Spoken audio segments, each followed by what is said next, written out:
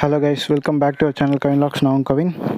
இன்றைக்கி நம்ம சேனலில் என்ன பார்க்க போகிறோம்னா, இங்கே இருக்க ஆக்சரிஸ்லாம் ஃபிக்ஸ் பண்ண போகிறோம். ஒன்றும் இல்லை, கிராஷ்கார்டும் நக்கிள் கார்டும் ஃபிக்ஸ் பண்ண போகிறோம். ஆக்சுவலி நான் ஆல்ரெடி ஃபிக்ஸ் பண்ணியிருந்தேன். கிராஷ்கார்டு வந்துட்டு அந்த எண்டில் நான் காத்துறேன் பக்கத்தில் வச்சு. அந்த அடியில் வர பேஷ் பிளேட்டில் வந்துட்டு இடிச்சது. ஸோ அதுக்கு வந்துட்டு ஒரு டிஏவி பண்ணணும், ஒரு நெட்டு எக்ஸ்ட்ரா போடணும்.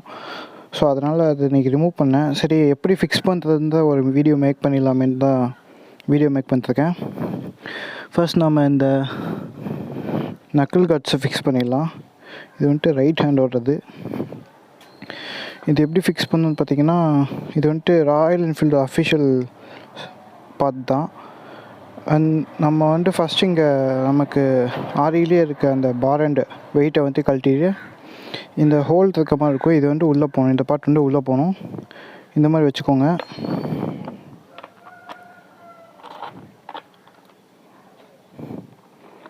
வச்சுட்டு ஜஸ்ட் ஒரு ஸ்க்ரூ டைப் தான்.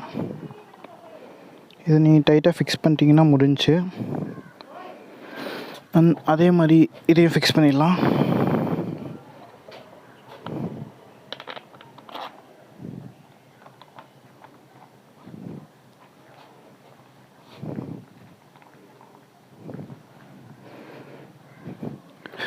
இதுக்கு நமக்கு ஆலன் கீ வேணும்.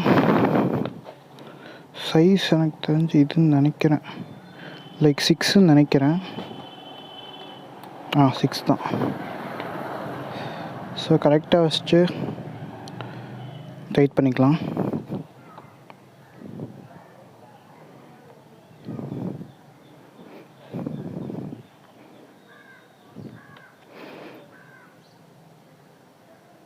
நான் இந்த ஹேண்ட்பேருக்கு நேராக வச்சு டைட் பண்ணிக்கிறேன். லைக் இந்த ஹேண்ட்பேருக்கும் அந்த இதுக்கும் ஸ்ட்ரைட்டாக வச்சுட்டு டைட் பண்ணிடலாம்.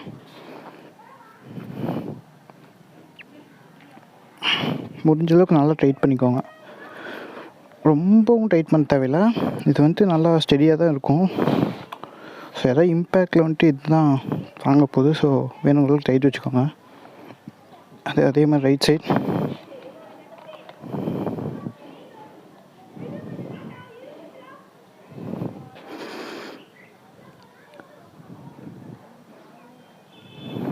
இதுவுமே கரெக்டான பொசிஷனில் வச்சு டைட் பண்ணிடலாம். ஓகே, அலைன்மெண்ட் ஓகே தான். இது மட்டும் லைட்டாக அட்ஜஸ்ட் பண்ணால் போதும். That's it. Knuckle card fix பண்ணியாச்சு.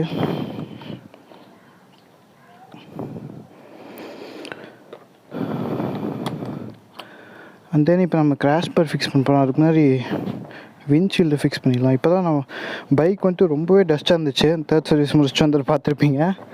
அதுக்கப்புறம் திருப்பி நான் இப்போ தான் வாஷ் பண்ணுறேன். ஸோ எனக்கு வந்துட்டு இந்த விண்ட்ஷீல்டு இல்லாமல் எனக்கு இந்த லுக்கு ரொம்பவே பிடிச்சிருந்துச்சு.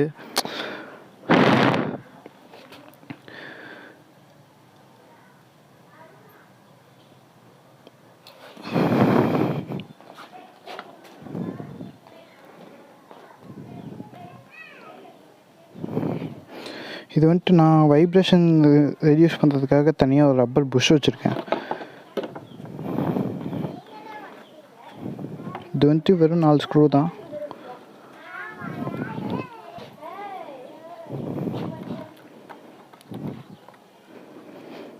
இது நான் என்ன ஃபுல் டைட் வைக்கல, ஆப்போசிட்டில் போட்டுக்கிட்டிங்கன்னா ஈஸியாக இருக்கும்.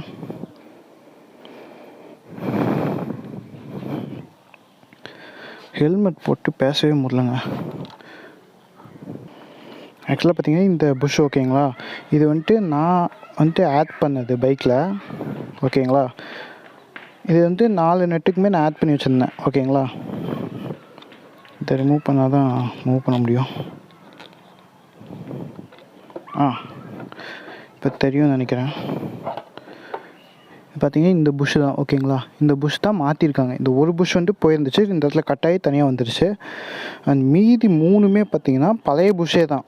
இதை நான் எப்படி சொல்கிறேன்னா, இந்த புஷ் வந்துட்டு இது மட்டும்தான் கழட்டியே போட்டிருக்காங்க ஆக்சுவலாக. அதுவும் இல்லாமல் புஷ்ஷை பார்த்தாலே தெரியுது அது வந்து பழைய புஷ் தான். ஓகேங்களா, இந்த ஒன்று மாற்றுறதுக்கு 60 ருபீஸ் சார்ஜ் பண்ணியிருக்காங்க. இது சம்திங் தான், ரொம்ப கம்மி தான். இந்த புஷ்ஷு 4 பீஸுமே மாற்றிருக்கோன்னு சொல்லி பில் பண்ணியிருக்காங்க 4 குவான்டிட்டின்னு. ஒரு 10 ரூபா 5 ரூபா குறைவா கொள்ளையடிக்கிறாங்க. இல்லைங்க, உண்மையாலுமே அப்படி தான் இருக்குது. இந்த ஒரு நெட்டுக்கு மட்டும் எனக்கு அந்த புஷ் இல்லாமல் நான் எக்ஸ்ட்ரா ஆட் பண்ண புஷ் வந்துட்டு இருக்காது. ஸோ நான் வந்து எனக்கு அதான் சொன்ன மாதிரி எனக்கு இந்த விண்ட்ஷீல்டு இல்லாமல் இருக்கிறது வந்துட்டு ரொம்பவே பிடிச்சிருக்கும், லுக்கு பிடிக்கும். அதனால் நான் கொஞ்சம் அப்பப்போ கழட்டிடுவேன். எப்போ ரொம்ப லாங் போகிறப்ப மட்டும் ஃபிக்ஸ் பண்ணிப்பேன். அதே மாதிரி இந்த விண்ட்ஷீல்டு கழட்டினா சைட் மிரர்ஸையும் கழட்டிடுவேன். ஏன்னா அது மட்டும் இருந்துச்சுனாலும் ரொம்ப ஆக்வர்டாக இருக்கும். ஸோ விண்ட்ஷீல்டு ரிமூவ் பண்ணுறப்பலாம் சைட் மிரர் கழட்டிடுவேன். அண்ட் சைட் மிரர்ஸில் எனக்கு என்ன பிரச்சனைனா, அந்த ஸ்க்ரூ இருக்கும்ல மர டைப், அந்த இடம் வந்து பெண்டாக இருந்துச்சு. அது எப்படி அவங்க ஃபிக்ஸ் பண்ணி கொடுத்தாங்கன்னு தெரியல. ராயல் என்ஃபீல்டில்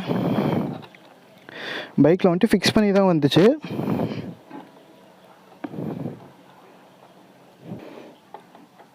அது வந்துட்டு பெண்டாக இருந்துச்சு. ஓகேங்களா, இந்த உள்ளே இருக்க பார்ட்டு அது எப்படி அவங்க ஃபிக்ஸ் பண்ணி கொடுத்தாங்கன்னு தெரியல. ஃபிக்ஸ் பண்ணிட்டாங்க. நான் கழட்டுறப்போ தான் ஃபஸ்ட் டைம் நோட் பண்ணேன் அது பெண்டாக இருந்துச்சு.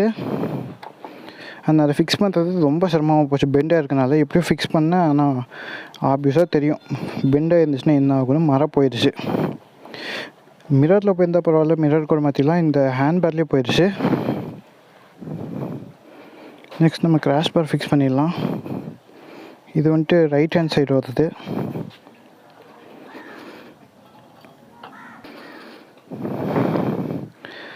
இதுக்கு நமக்கு தேவையானது பார்த்திங்கன்னா, இந்த ஒரு நமக்கு வந்துட்டு கிராஷ் பாரோட வந்த நெட் வந்துட்டு இதுதான். இதை வந்துட்டு நம்ம கீழே இந்த பாட்டில் போட்டு கீழே ஃபிக்ஸ் பண்ணுறப்போ பத்தலை.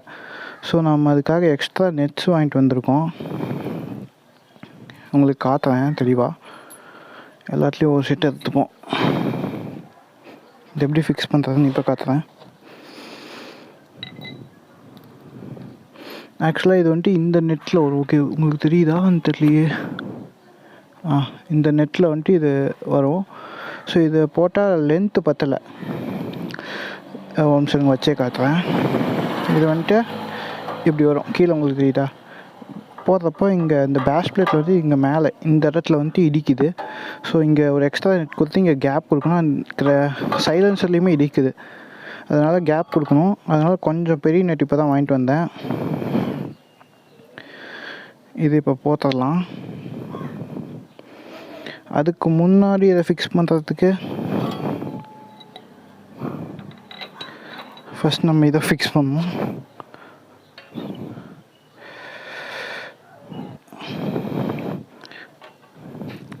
பக்காவாக தெரியுதா?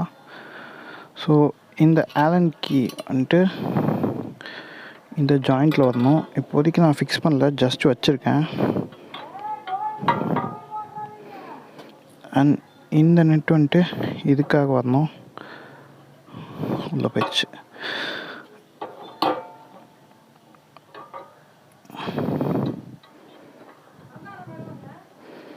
இப்போதைக்கு ஜஸ்ட் நான் எல்லாத்தையுமே சும்மா ஃபிக்ஸ் பண்ணுறேன், டைட் பண்ணல. இது கழண்டு வராமல் இருக்கிற அளவுக்கு ஃபிக்ஸ் பண்ணியிருக்கேன். இதில் இருக்கிறதுலே ட்ரிக்கியான பார்ட் என்னென்னா,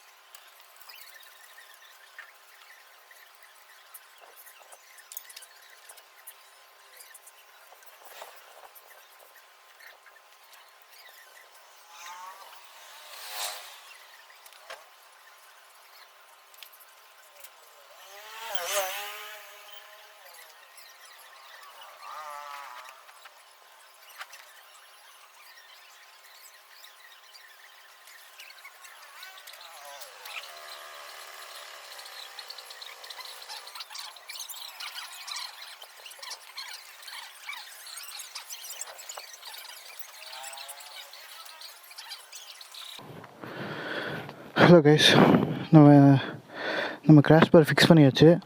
ஸோ இங்கே ஒரு நெட்டு அண்ட் இங்கே கீழே தெரியுதா இதுன்னு தெரியலையே. இங்கே ஒரு நெட்டு.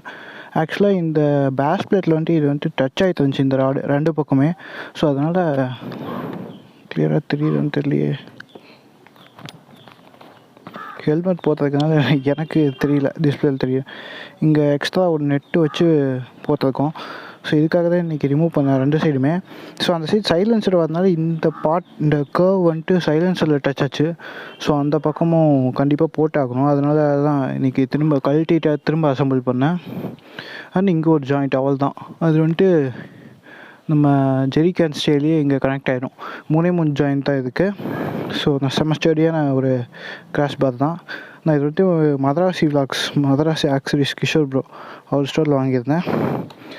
அண்ட் நக்கிள் கார்டு விட்டு ராயல் என்ஃபீல்டோட ஓன் தான். அந்த அவள் தான் பைக் அப்படியே வாஷ் பண்ணிவிட்டு வீட்டில் நானே வாஷ் பண்ணிவிட்டு இதை திரும்ப அசம்பிள் பண்ணிட்டேன். செயின் லூப்லாம் பண்ணியாச்சு. ஓகே கைஸ், இந்த வீடியோ உங்களுக்குலாம் பிடிச்சிருக்கும் நம்புறேன். இந்த வீடியோ பிடிச்சிருந்துச்சுன்னா லைக் அண்ட் ஷேர் பண்ணுங்கள். இதே மாதிரி இன்ஃபர்மேட்டிவ் வீடியோ வந்து நம்ம சேனலுக்கு சப்ஸ்கிரைப் பண்ணி பெல் ஐக்கான் ப்ரெஸ் பண்ணுங்கள். அப்போ தான் நான் போகிற வீடியோஸில் உங்களுக்கு நோட்டிஃபிகேஷன் வரும். இந்த கிராஷ் பார் டீட்டெயில்ஸ், நக்கிள் கார்டோட டீட்டெயில்ஸ்லாம் டிஸ்கிரிப்ஷனில் பார்த்துக்கோங்க. தேங்க்யூ, பாய்.